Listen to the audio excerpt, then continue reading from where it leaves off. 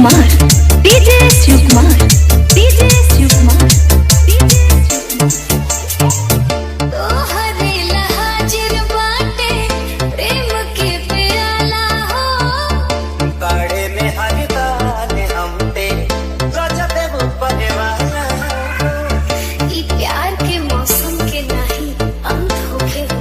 ई प्यार के मौसम के नहीं अंत होके हो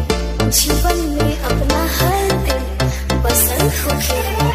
हार जाएगी हो लहार जाएगी तो बेकार जाएगी हम तो हरा प्यार के अमृत पी के जन्म जन्म रहा कर जाऊं हम तो हरा प्यार के अमृत पी के जन्म जन्म रहा कर जाऊं DJ Shivkumar DJ Shivkumar DJ Shivkumar DJ Shivkumar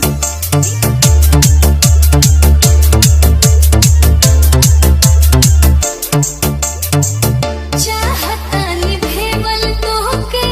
पानी बन के सीत के हम पिया सलबानी रानी तोहरा प्रीत के जैसे जैसे मोहब्बत के एहसास बढ़ल जाता जैसे जैसे मोहब्बत